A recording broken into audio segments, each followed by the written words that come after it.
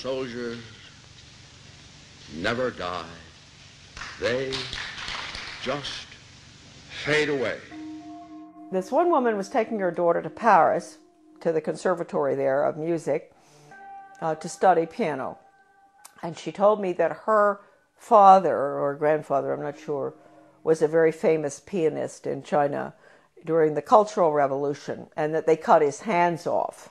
And so that, I never forgot that. And then the other lady, she was from Vietnam, North Vietnam, and she told me that her grandfather, they killed him because he was opposed to the communist regime, and they cut his head off and they stuck it on a pole, and they marched around town with his head on the pole, which of course was to, warn the rest of the Vietnamese, keep your mouth shut. Don't go up against this regime. Then my father, he's a New York lawyer, absolutely wonderful person, great sense of humor, and I know he's skull and bones, so we have to forgive him for that. But anyway, so he says to me after, I've been gone for 2 years, mind you. This is his young daughter that he cried when I left, right? What are you doing going abroad? So after 2 months home, he said to me, Shar, well, when are you thinking about moving on? And I thought, God, I've only been home 2 months. I've been gone for over 2 years, and they want me out of here. And I thought, well, I guess he's right. I better not hang around home forever. And so I went down to the State Department. I had all the background because of Catherine Gibbs. That's the best thing that ever happened. I had the credentials to get into the State Department to work for ambassadors, which I did, assistant secretaries. I worked in Washington in Soviet affairs, in Middle Eastern affairs when all the Suez Canal stuff and everything was going on. I took dictation from John Foster Dulles. I'll never forget once when he was, this was really during the tremendous problems with the Suez Canal and everything, and he had Golda Meir and the ambassador from Israel, to the United States there. This is so funny because I was taking shorthand, and so all of a sudden someone kicks me under the table. Golda Meir, she's kicking her friend, the ambassador of the United States, whose name I can't recall right now, and kicked me instead. And I said, oh, gee. And she said, oh, I'm so sorry. She said, he's dictating too fast. He's a very good friend of hers. Dictating too fast. There's no way you can get it. So anyway, those are little funny stories about the State Department. But anyway, and then I was in Soviet affairs. I saw very strange things there. I went to South Africa. I worked for the ambassador in South Africa. Fascinating, because my father and my grandfather actually had lived in South Africa. Then I got sick and I came back to the States, and then they assigned me to work for Ambassador Douglas MacArthur Jr. That's the nephew of the general, and in Brussels. He was a wonderful man. He was not easy to work for, but he was a wonderful person, a good American. And that was at the time, again, you see where these things kept happening in my life. This was the Belgian-Congo crisis, and in Katanga. And I was there. I saw all the cables coming in regarding the UN troops and how they were raping citizens and nuns, and people were dying and all. So I was there in Brussels. Here I'm learning, Charlotte's learning, that the UN isn't what people think it is. And all these cables coming in. I meet my husband. I meet him on a train going skiing. That's how I met my husband.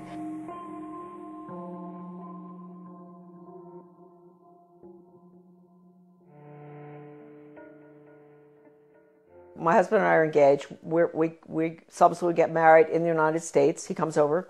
Then we go back to Belgium, and we're there for about 4 years. And then from there, we go again to a hot spot, which I didn't realize. I'm talking about the weird things that happened. The hot spot was Grenada. I could see then from our house overlooking the bay, the lagoon in St. George's, all this activity. Boats coming in with strange flags. Stokely Carmichael came down there to sort of stir up the pot to get the Grenadians, mad at the rich, nasty capitalists who owned these yachts and all. It was really getting bad there. And I knew the political situation well because we had Grenadians working on the boat. I had a lot of Grenadian friends in government as well. Anyway, we left. We were there about 5 years. And then when we left, I remember telling our Grenadian friends, you're going to have trouble here. There's troubles coming. And of course it did.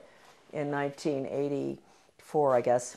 That was one good thing Ronald Reagan did, which I was opposed to because it was a UN move, but he saved a lot of my friends from being killed by the Soviet regime in Grenada by moving in there to protect, so-called protect American students. But it was really the oil pipelines, I think, of Rockefeller that we were protecting. We're in Grenada. We go back to the United States. I put the children in public school. So here we go. I had no idea that education would be any different from sort of what I'd had. I had a good education, a private school education, but I didn't know. And so they go into the public school system in Camden, Maine. And in retrospect, I believe that that was a pilot school, one of them for the whole country, for changing our education system from an academic classical educational system to brainwashing for the international socialist government. Everybody has all the research on this. I have so much. It's all in my book, The Deliberate Dumbing Down of America. I hit Camden and I start asking, I get on a little committee, philosophy committee, and we were all asked by the superintendent, highly skilled change agent out of Harvard, well, I want to know what all of you feel the purpose of education should be.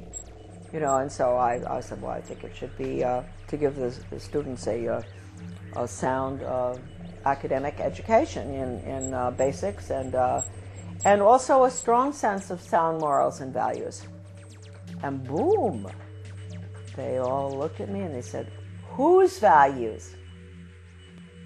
And I thought, hey, what's going on here? I said, well, what's happened in my country? I mean, don't we still have the same values? I mean, what don't we all sort of agree? You don't steal, you don't rob, you don't kill babies, you don't kill people in war, you don't, a lot of things that I thought we believed in. You don't lie. Everything was changing, and I saw it, and I saw the curriculum coming in, and I went for the values clarification training myself to find out. I had a call from a master teacher who taught all over the world, and she said, you are absolutely correct. I was on the school board by that time. After 3 tries, I got on. And she said, you're absolutely correct. I want to pay for you to go for some in-service training. And I said, in what? And she said, well, it's called Innovations in Education, and it's how to become a change agent.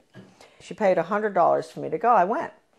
And all these normal-looking people, nice, some from my own school district and all, and the guy is a facilitator, but he's using this big book called Innovations in Education, a Change Agent's Guide, and it has all these case studies of teachers and administrators and how to sneak in controversial curriculum such as death ed, sex ed, bullying ed, alcohol ed, drug ed, all these programs that have education hanging off the end of them that have nothing to do with education. It's interesting. You don't have math ed and science ed and all. They call it math and science and history, right?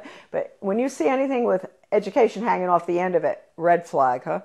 In that training, he taught us how to identify resistors in our community. And they were the people who were smart, who knew that these programs were designed for nothing other than to make children engage in sex, to drink, to take drugs, to do all the things that the parents were being told the programs were to help the children.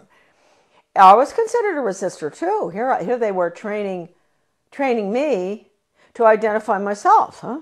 And so I never, ever got over that. Also, we were being trained to go to the important people in the community, and they're really very good people. We all know who they are. They're friends of ours and all, but they're head of Rotary, head of Garden Club, head of Historical Society. You go to them and you explain to them in very, very good, highly skilled change agent manner, which is just lies, how important these programs are for your children. We've got to put these programs in. This was 1973, all the way through right now. Huh? That period in education, we call it the unfreezing of our children's values, the ones taught by the parents at home and the church, basically. Change agents were highly trained by the National Training Laboratories. We had the headquarters for that in Bethel, Maine. That goes all the way back to World War II. I have the original paper from that, and it said that what they're putting in is they want to change the values to unfreeze